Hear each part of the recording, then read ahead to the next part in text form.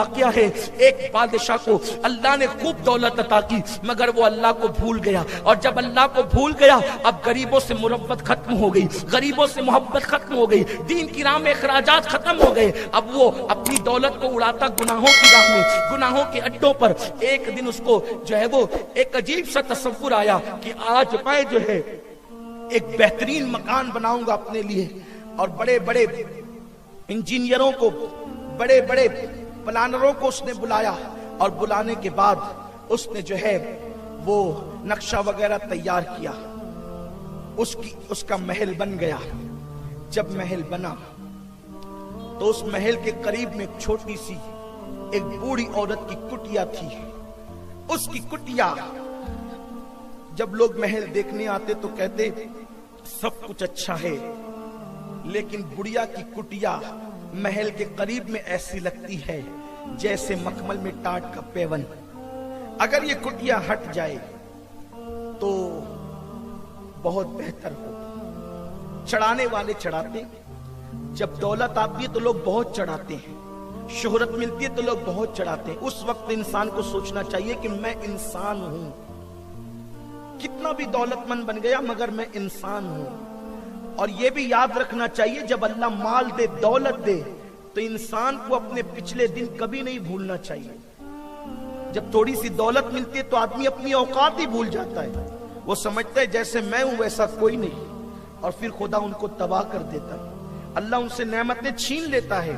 یاد رکھنا، جتنے بھی میرے بھائی یہاں بیٹھے، میری بہنیں یہاں پر موجود ہے، میں ان سب کو کہتا ہوں اللہ ہر انسان کو دولت دے کر آزماتا ہے کہ یہ مجھے یاد رکھتا ہے یا مجھے بھول جاتا ہے۔ کوئی چیز ہو، نیت بدلے گی اس پہ اجر بدلے گا۔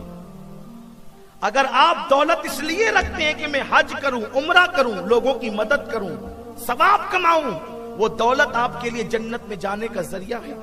اور دولت اس لیے رکھتے ہیں کہ میں لوگوں کے ساتھ غرور کروں، تکبر کروں، انانیت کی باتیں کروں، لوگوں کے اوپر اپنی برتری جھاڑوں، وہ آپ کے لیے جہنم کا ایندھن بننے کا ذریعہ ہے۔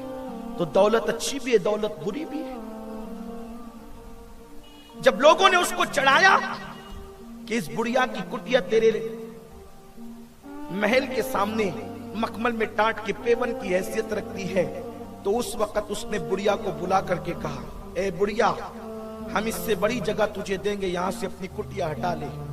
اس نے کہا میں برسوں سے رہتی ہوں، جوانی سے بوڑھی ہو گئی ہوں یہاں، اور میں اس کٹیا سے میرا دل لگ گیا ہے، اس لیے میں یہاں سے نہیں جانا چاہتی۔ بڑھیا اپنے کام سے کہیں گئی تھی، اور جب وہ کام سے گئی تھی اس کے کارندوں نے اس کی کٹیا کو صاف کر دیا، اس کی کٹیا کو توڑ دیا۔ جب بڑھیا واپس آئی، اپنی ٹوٹی ہوئی کٹیا کو دیکھا، کوئی اس کا مددگار نہ تھا، کوئی اس کا معاون نہ تھا، کوئی اس کی حمایت کرنے والا نہ تھا۔ ظاہر سی بات ہے بادشاہ کے خلاف کون اس کی مدد کرتا؟ ایسے میں بڑھیا کی نظریں آسمان کی طرف اٹھی۔ اور یاد رکھنا، مظلوم کی آہ بہت خطرناک ہوتی ہے، مظلوم کی آہ سیدھا باب اجابت الہی سے جا کے ٹکراتی ہے۔ اللہ اکبر!